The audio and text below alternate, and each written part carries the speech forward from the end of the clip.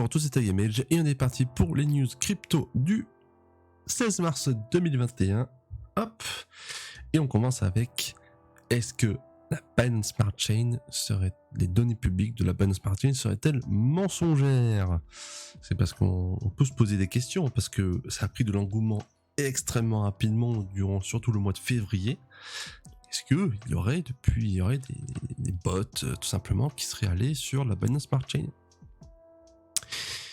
Comme on peut le voir, hop, sur ce tweet, l'activité qui a explosé à la hausse, on peut se dire peut-être que c'est faux, tout simplement.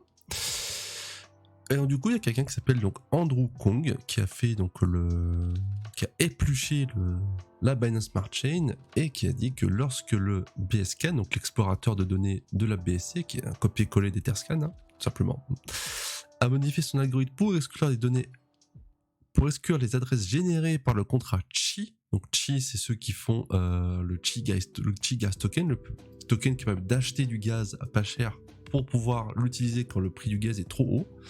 L'accord de protection s'est normalisé. Ça serait notamment la principale accusation, mais au final, tout simplement, ce serait juste une croissance organique parce que Binance a fait du bon boulot au niveau communication. C'est simple en même temps, hein. On dit un swap sur Ether ça coûte 30 balles alors que nous ça coûte 30 centimes.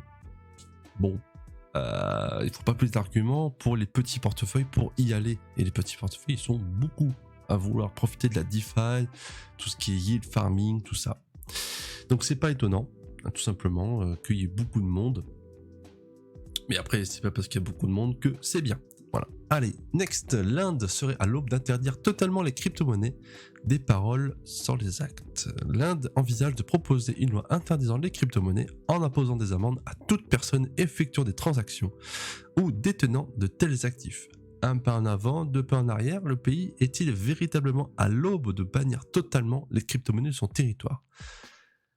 Sachant qu'il y a une semaine, la Malaisie a autoriser la crypto, un fonds d'investissement d'investir dans la crypto.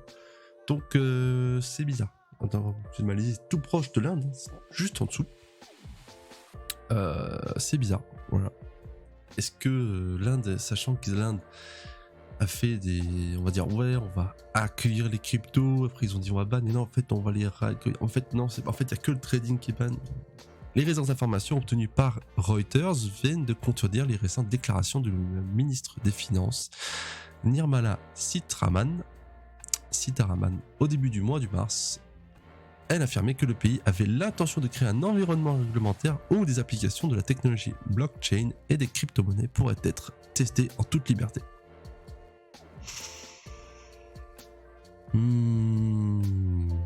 Mais au final, quelle décision prendra l'Inde? Nous devrions le savoir dans les prochaines semaines, à moins qu'un retournement de veste soit encore au programme. Il faut autoriser, parce que interdire ne fera que nourrira que le marché noir des cryptos, et ça aura des dérives, n'importe quoi. Surtout qu'il y a une crypto qui a pas mal pump, qui a pas mal fait son petit bunch, Wazirix, qui est soutenu par Binance. Je sais pas. Voilà. Après, ils ont le cul entre deux chaises, mais prendre des décisions trop radicales d'un coup, plutôt que prendre des conseils, voilà, ça peut porter à confusion. Un des cofondateurs de BitMEX se rend à la justice américaine. Les cadres de BitMEX sont en pleine tourmente judiciaire après avoir été accusés d'avoir facilité le blanchiment d'argent sur leur plateforme. C'est dans ce contexte que Ben Dello, un des fondateurs de la société, s'est rendu à la justice. Voilà. Donc BitMEX, c'est la plateforme qui a failli nous faire avoir un Bitcoin à $0 lors du Black Swan le 13 mars de l'année dernière, parce que c'est eux qui ont mis c'était la plateforme la plus utilisée pour tout ce qui est levier, et surtout parce qu'il n'y avait pas de vérification d'identité. Voilà, on pouvait aller sur la plateforme, déposer ses bitcoins et faire des gros leviers à x100. Voilà. Donc il a été mis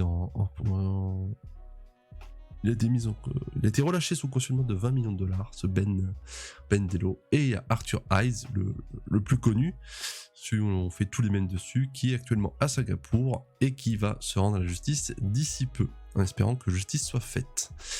L'application de messagerie Signal accepte désormais les dons en crypto-monnaie. Si vous vous intéressez un tout petit peu à l'actualité, Signal, c'est l'application qui a explosé explosé à la hausse. Et donc c'est une organisation à but non lucratif qui accepte désormais les donations en Bitcoin, Ether, Litecoin et beaucoup d'autres crypto-monnaies. Qui dit que donc, dans le tweet qu'ils ont fait hier, à peu près 24 heures avant, en tant qu'organisation à but non lucratif, nous dépendons de votre soutien. Si vous avez patiemment attendu que Signal accepte les dons en crypto-monnaie, vous n'avez plus besoin de hodl votre générosité. Voilà, petit... Moi, eux, ils savent parler aux gens. Et par ailleurs, The Giving Block, donc c'est la plateforme qui permet de donner, propose aux donateurs de recevoir un reçu fiscal qu'ils peuvent ensuite utiliser pour bénéficier d'une déduction fiscale aux États-Unis. Donc c'est pas la même, c'est la même en France. Dès qu'on fait un don à une association, on a des déductions fiscales. Je crois que c'est 50% ou 60% de la somme. Voilà, donc on peut donner en Bitcoin, BAT, DAI, Storj, Ether, Bitcoin Cash, Mini Dollar, Zcash, AMP, Litecoin, 0x et Chainlink. Voilà, une bonne chose de faite. Si jamais vous aimez Signal et vous voulez soutenir le projet, ben vous pouvez. Voilà. Et bien sûr, ça peut être aussi anonymisé. Très important. Quand un robot se met au NFT d'Ethereum, l'intelligence artificielle meilleur artiste que vous. Alors qu'une partie des artistes essaye de suivre la tendance des NFT, l'intelligence artificielle de Sophia compte bien leur voler la vedette. Le robot Sophia s'apprête en effet à mettre en vente plusieurs œuvres qu'elle a conçues. Hier, l'entreprise Ason Robotics, en partenariat avec la galerie d'art Yves Gallery, qui a annoncé la sortie d'une série d'NFT réalisée par l'intelligence artificielle du robot Sophia. Sophia, si jamais vous voulez pas ce qui c'était, c'est elle. C'est l'intelligence artificielle qui a fait le buzz il y a un an ou deux, il y a 2 ans plutôt, 2-3 ans. Thomas qui fait une vidéo avec Will Smith qui était un peu sympa, il avait essayé de l'embrasser. Voilà, c'est sympa. Et son créateur, voilà, qui avait dit dans un plateau TV, je vais tuer tous les humains. Un truc qui fait un peu flipper. Spoil de la news suivante. Et donc voilà, la collaboration entre Sophia et Andrea Bonecetto. Bon, c'est de l'art après, hein, si les gens qui s'y connaissent disent que ça a une valeur. Voilà, après c'est à vous de le voir. Sophia a créé ses œuvres entièrement à l'aide des réseaux neuronaux et d'une IA symbolique en réagissant à sa perception des œuvres d'Andrea Bonacetto, j'espère que ça prononce comme ça, ainsi qu'aux données de ses expériences de vie sous la direction des concepteurs et des programmeurs de l'équipe de Sophia. Voilà. Affaire à suivre, tout simplement, pour voir si ça a percé. Est-ce que Joe Biden va aider les gens à investir dans le Bitcoin avec l'hélicoptère Money? Donc un airdrop de 1902 milliards de dollars. Donc aux États-Unis, au lieu qu'en France, nous on a des aides sur le chômage, jeune à l'emploi, tout ça, eux ils ont carrément hélicoptère Money. C'est ils balancent des chèques de 1400 dollars ou moins démunis, ou plus démunis. Voilà, donc 1900 milliards de dollars, c'est l'équivalent du PIB du Canada, et c'est le montant de l'opération Money Hélicoptère que le président américain Joe Biden a décidé d'organiser au profit d'une large partie de la population. Voilà.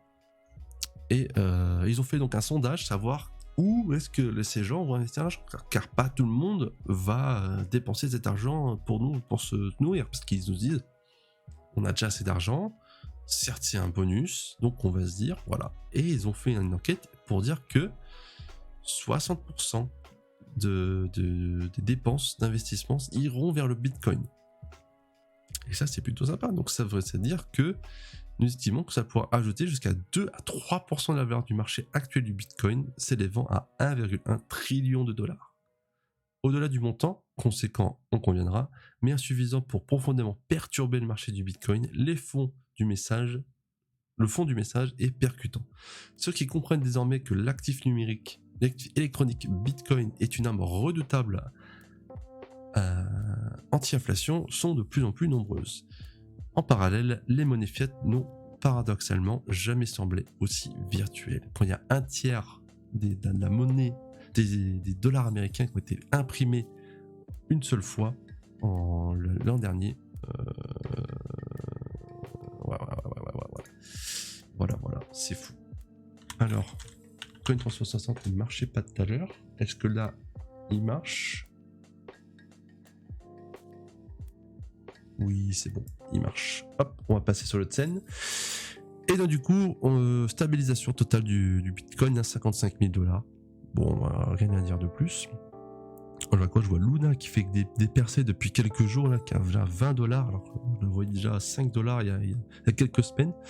Sinon, au total, c'est une grosse stabilisation.